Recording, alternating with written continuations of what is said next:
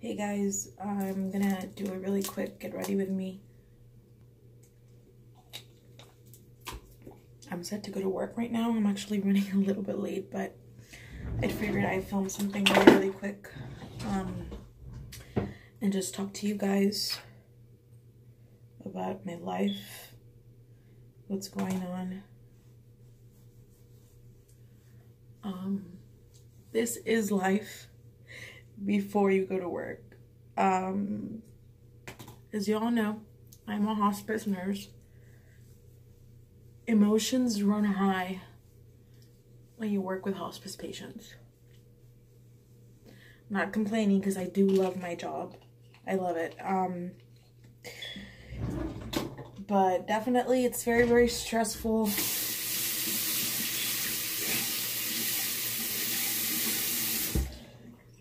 Just my beauty blender. It's not really a beauty blender, it's the Echo Tools. Emotions do run high all the time. It's always crisis after crisis after crisis. Now, that's given if you have a family that's coping well with the disease process and the dying process. Some families do great. They have great coping skills.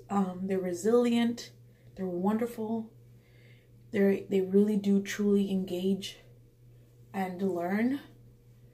And because even in dying, you can find meaning. And even in death, it can be an experience that's going to be a positive experience that's going to be with you for the rest of your life. That's if you have great coping skills. But half of the time, who has great coping skills? Not everybody does anyways. And you learn those from your life, from your parents, from the situations you've been put in. So, like I said, half of my patients probably do great. Of course, with the ongoing education that we provide to them. Then you get some of those outliers that are just, they really, really take a toll on you. It's always a challenge not to lose your patience. I have a lot of patients, I do. And usually, like I said, that's expected with this job.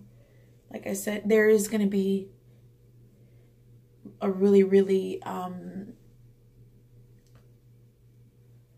high emotional state, and it's easily to get burned out. Today I'm feeling a little bit overwhelmed. I've been dealing with this family with this patient that she's not doing well, and the family, it took me a long time for them to get to this state of acceptance, but of course we are now in a different part of the disease process that probably is gonna take her to the edge and probably bring faster the death of this patient. She's comfortable. It's not that she's not comfortable. She's actually doing well as far as pain-wise. We're managing the symptoms. But there are so many emotional conflicts right now with the family. Mixed feelings of acceptance, denial, accepting the hospice philosophy, knowing that whatever she has is what will precipitate the death process, and it's not because we're not doing anything. With hospice, if you're not familiar with that, depending on the disease process, what it is, sometimes the more that we reach a point in the continuum of the disease process that the more you do, the worse the patient gets. So this patient is at that point, of course, because she is on hospice, that the more you do to her, the worse she's getting. So technically these patients thrive better in a hospice type of health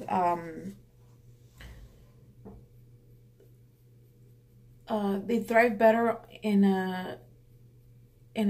this type of care because you're not being so aggressive with them, so the symptoms are being managed effectively And the patient usually sometimes has a little bit of longer life than if you continue to probe at them, give them unnecessary medical treatment that is only gonna decrease the quality of life and not prolong life. So with the hospice model of care, that's what I was trying to say. The idea is you do less, do less as far as the medical treatment for the disease process, but you aggressively treat the symptoms of the disease process. Doing that increases the quality of life. Sometimes it prolongs the life of the patient, so they have better outcomes than just you letting them go through the regular healthcare model of treating the disease aggressively, and you end up with a patient that is on all these artificial means of sustaining their life, and they are in hell the last few weeks of their life. So this patient is already there, the one we're talking about. Definitely the events that have occurred in the last few weeks have definitely shortened her lifespan, but this was something unexpected event that happened, and we know that this could have happened because of everything that is going on. So obviously the family is having a hard time accepting that this is going to be the beginning of the end, because it's hard. I mean, who's not going to have a hard time with that? But I mean, the education has been provided, the ongoing emotional support, and it's hard to deal with all that and then deal with my own emotions, because it gets heavy. It gets really, really heavy to not show your emotion. I mean, I do show my emotion. Of course, you show empathy, you show caring and love, but you have to hold the fort together. You cannot freak out. You cannot, one eyebrow always sucks, which is this one. You have to, remain at the forefront and, show strength emotionally so that your family can reciprocate that feeling. Because if they see you freak out, they're going to freak out. So that's hard. It's hard, especially like you mix all that with human emotion, and it's exhausting. I'm very grateful for my job. I really enjoy my job, but like I said, sometimes you need to just vent it out. Because I just got certified for my hospice, palliative and hospice certification. It's called the Certified Hospice and Palliative Nurse, which is a CHPN. So I actually just got certified in September.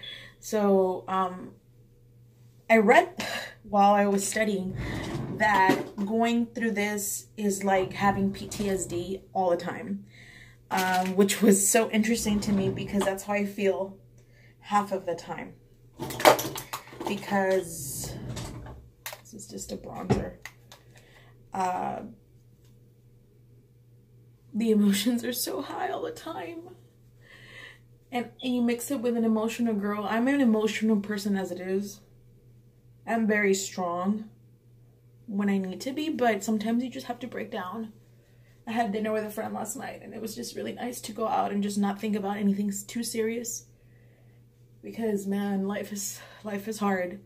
But I try not to feel sorry for myself, because, like, with that same token, I'm very blessed to be healthy and to have a healthy body that's taking care of me.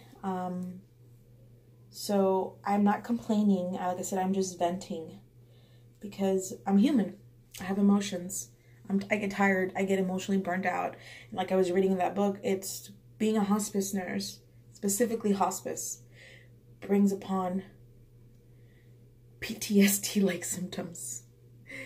Super interesting that I read about that. I am running on low fumes. I did work this past weekend. So today is my 9th day working. So you can imagine how I feel. I'm going to be off tomorrow during the middle of the week. This is the day that I get to be off when you work the weekend. And although the weekend wasn't very busy, it was, like I said, I'm still very drained. Just this family, like I said, this family that we've been working with has really taken a toll on my emotional status. Tomorrow I just plan to do nothing but self-care, whether it be exercise, which I do want to exercise. Maybe get a pedicure, maybe sleep in a little bit, read a book. You need that. And not just only if you work in hospice, but you need that period.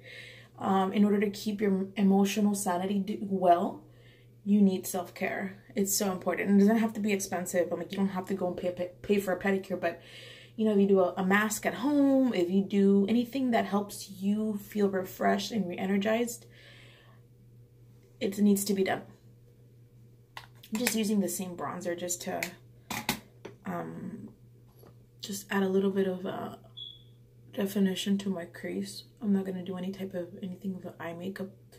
This is just coconut oil that has hardened from being on my counter, but I have it in a little shot glass. But I love this stuff to just moisturize my lips, and sometimes it's good to take your makeup off, which I really don't use anymore as much because I do have a bunch of makeup removers. So my eyebrows are done. I did my crease, did a little powder. I need blush. I'm running very late today, but I was finishing up some charting from yesterday that I didn't get to complete.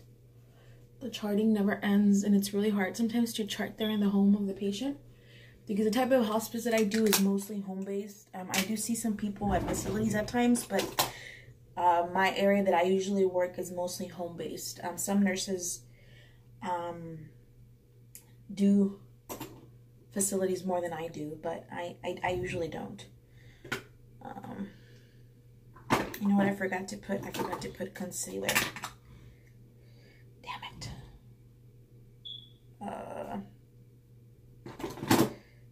I was like, why do I look so tired and not better? So what I'm gonna do is I'm gonna put a little bit of highlighter in the inner corner part of my eyes so that I look a little bit more awake. And I'm just using this Wet n Wild Mega Glow highlighting powder, which is broken at the top, but this is very bright. But honestly, this needs to be as bright as possible because I need to look alive. And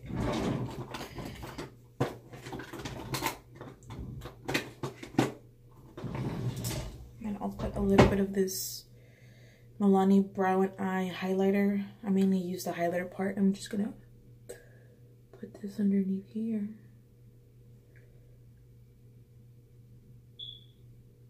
We make the weirdest faces when we do our makeup, huh? I'm gonna curl my eyelashes.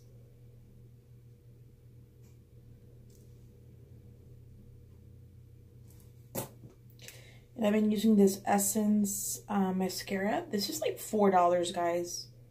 4 or 5. I think it's $4.99. And this is like amazing. It leaves my eyelashes so long, and it's so cheap. Did I curl the other one? I don't even remember.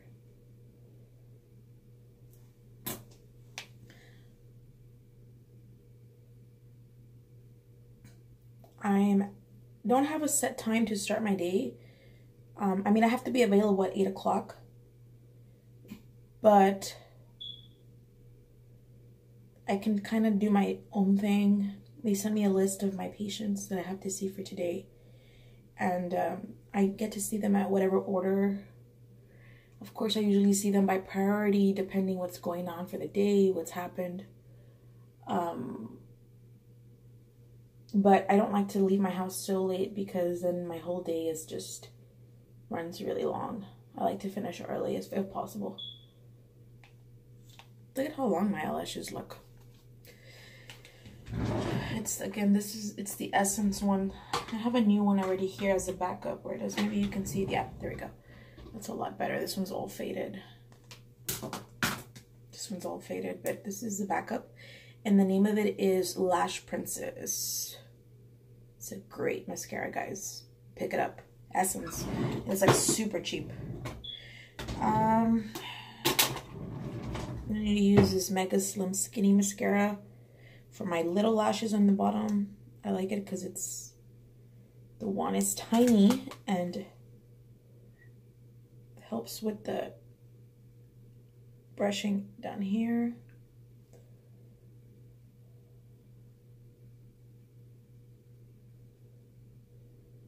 I still look super tired. I thought I would look more awake.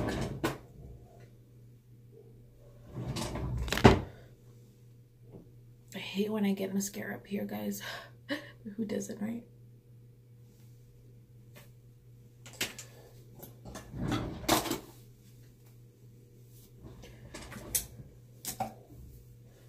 Just set my face with the Mario Badescu facial spray. This has aloe, chamomile, and lavender. Oh, that's the best feeling.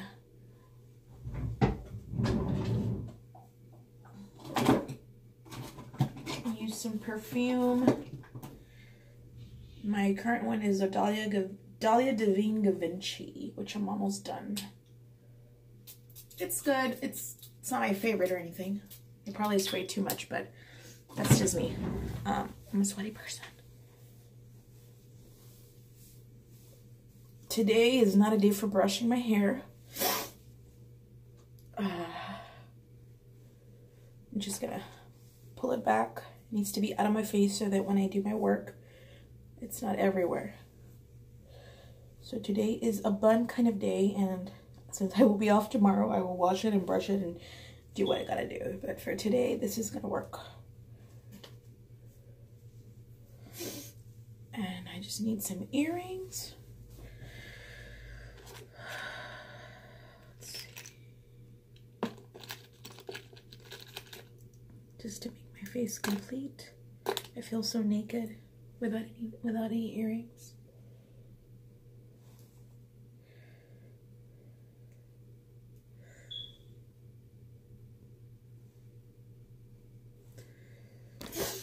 Okay, that's the completed look. I'll see you guys later. Bye.